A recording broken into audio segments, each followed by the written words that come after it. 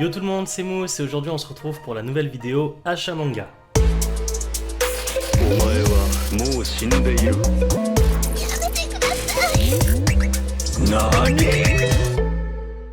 Sans plus tarder, on démarre avec la sortie du tome 102 de One Piece.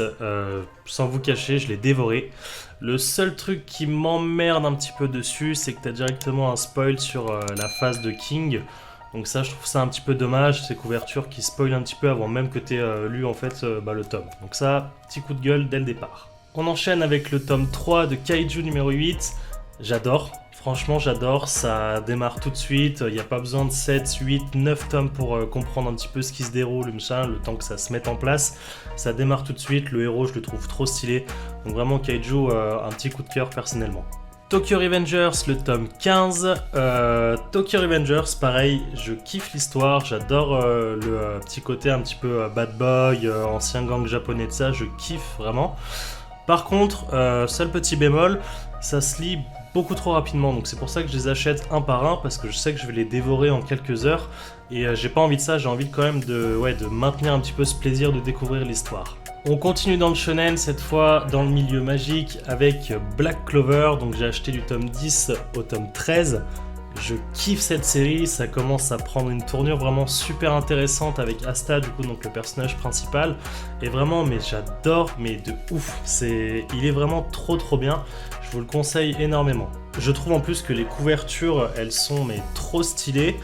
Le tome 10, le tome 11 qui est juste ici, le tome 12 et le tome 13, il y a beaucoup de couleurs, le graphisme je trouve sur la cover, il est vraiment ultra maîtrisé, en fait ça te donne envie de le lire, ça te donne envie de l'acheter quand tu le vois en boutique. On continue toujours sur le shonen avec un classique, je pense que j'ai même plus besoin de le présenter, c'est Naruto, donc du tome 12 au tome 17. J'ai déjà vu l'anime 2 fois, je lisais à l'époque les scans quand j'étais encore au lycée il y a longtemps maintenant.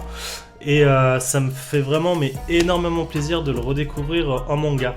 Ce que je kiffe dans le manga, c'est que c'est vif, c'est clair, on pinaille pas pareil pendant 2-3 tomes, à contrario de l'anime où t'as des hors-séries qui sortent un petit peu de nulle part, qui n'en finissent pas. Le hors-série, certes, t'apporte 2-3 petites choses en plus, mais c'est pas ça qui fait la force de l'anime. Et c'est pour ça que le manga, au moins, c'est clair, concis, et vraiment, c'est un plaisir de le redécouvrir en lecture.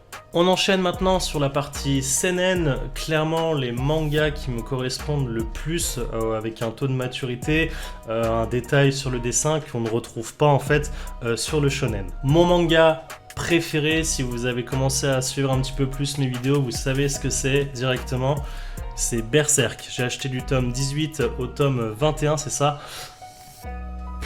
Une dinguerie, que ce soit au niveau du dessin, que ce soit au niveau de l'histoire, c'est incroyable, vraiment t'en prends plein les yeux, t'as une intrigue, c'est à la fois glauque et tellement intriguant en fait que t'es pris dedans. Clairement, je le conseille mais au max. Vraiment, je pense que c'est même un indispensable à avoir dans une mangatech ou pour débuter sa collection. Par contre, je rappelle, public averti. Je reprends l'exemple justement juste avant. C'est pas parce que tu viens de finir Naruto que t'as 14-13 ans que tu vas lire du Berserk. Non, ça clairement pas. T'attends encore un petit peu parce que tu vas finir en état de choc en fait, clairement. Et on commence à voir la pile qui apparaît sur l'écran. Incroyable. Et là, je vais te poser une colle. Parce que Berserk, c'est mon manga préféré. Par contre, celui-là, j'ai lu les 3 premiers tomes. Et je commence à me poser des questions de savoir, tiens, est-ce que celui-là, ce serait peut-être pas mon préféré? Il va s'agir de Vagabond. Une pépite. Franchement, une pépite. J'ai pris du coup premier tome, deuxième tome, troisième tome. Je les ai éclatés en 2. Le dessin, mais les émotions retranscrites par l'auteur, mais c'est juste incroyable, c'est limite scandaleux en fait, ça devrait pas exister, tellement c'est beau, tellement c'est fluide, ça te transperce, c'est juste incroyable. On est en plus sur du Japon féodal, donc avec les anciens bretteurs, tout ce qui va toucher un petit peu aux samouraïs, aux ronin et tout ça, donc c'est vraiment un univers que je kiffe, celui-là je le recommande. Par contre, pour ceux qui connaissent pas encore, moi je l'ai appris justement en achetant le premier tome, je me suis renseigné un petit peu à l'avance. Je crois qu'ils en sont au tome 37, sachant que le manga est en pause indéterminée, parce que l'auteur de ce que j'ai compris, il est tellement investi dans ses personnages qu'il arrive à se mettre dans le même état de stress que ses persos, donc ça c'est juste fou, ça m'impressionne de ouf. Donc on sait pas s'il y aura une suite ou quoi, dans tous les cas je crois que c'est tiré d'une histoire vraie, donc je pense que tu peux le retrouver facilement sur internet ou même dans une autre librairie. Puis au pire, Hunter x Hunter ou Hunter x Hunter pour les puristes, peu importe, franchement on sait de quoi on parle. Ça devait peut-être pas avoir de fin, et puis bah finalement ils ont annoncé qu'il y en aurait une, donc Vagamon, qui sait, peut-être un jour. Ça, c'est une série que j'ai découvert du coup via d'autres youtubeurs, donc en me renseignant un petit peu sur ce que je pouvais lire et de ça. Il s'agit de Jagan. Jagan, je sais pas quoi en penser. Franchement, je ferai une vidéo à part dessus. Je crois que c'est le truc le plus... je sais pas, je pense le mec qui a écrit ça, il devait avoir une espèce de perfusion d'exta ou j'en sais rien du tout, mais c'est incompréhensible en fait. Par contre, gros point positif, regardez-moi cette cover de malade mental. Les détails, les couleurs, mais... impressionnant. Pareil, le dessin, il est juste monstrueux, je vous mettrai 2-3 planches dans la vidéo. Franchement, sur ça, vraiment gros point positif. On continue avec une quasi intégrale parce que j'avais déjà le premier tome, j'avais fait une vidéo dessus. J'avais pas trop convaincu parce que j'avais lu que le premier tome, j'étais moi-même pas trop convaincu. Je me suis laissé séduire, je me suis dit bah voilà, c'est un manga qui a une grosse hype en ce moment, je peux pas passer à côté, il faut que je le découvre. C'est Chainsaw Man, les amis. Chainsaw Man, du coup, donc à l'heure où la vidéo est tournée, j'ai déjà fini la série. Pareil, je ferai une vidéo dessus. C'est sympa. Franchement, c'est sympa. Je suis content du coup de l'avoir pris, de pas être passé à côté de quelque chose. Il y a 2-3 trucs à redire quand même qui me chagrinent un petit peu. Mais voilà. Par contre, gros coup de gueule que je comprends pas, c'est Kazé, leur délire de Shonen Up. Donc le Shonen Up, de ce que j'ai compris, ce serait une catégorie de manga entre le Shonen et entre le Seinen. Moi je la mets dans la catégorie Seinen, clairement. On en rediscutera du coup lors d'une prochaine vidéo quand j'aborderai le sujet sur l'intégrale. Mais moi je suis pas trop d'accord avec ce côté Shonen Up. Je trouve qu'on peut carrément plus le classer dans un seinen. Il y a beaucoup de scènes assez gore, assez osées. Donc voilà, ça on en reparlera dans une prochaine vidéo. Quoi qu'il en soit, Chainsaw Man, ouais, carrément je le conseille. Putain, oh, ça va bientôt dépasser le micro. On clôture la partie seinen, cette fois pareil avec un nouveau gros coup de cœur. Je sais qu'il est très bien coté sur internet. C'est Kingdom. Donc j'ai pris le tome 3 et le tome 4.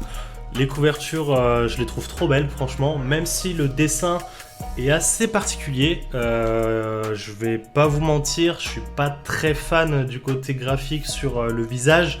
Je sais que maintenant, à l'heure actuelle, on fait des trucs beaucoup plus jolis que ça. Mais du coup, ça a son charme en fait dans le manga. Donc clairement, franchement, Kingdom, c'est une valeur sûre. Vraiment, c'est une valeur sûre. Je regrette pas mes achats sur ça.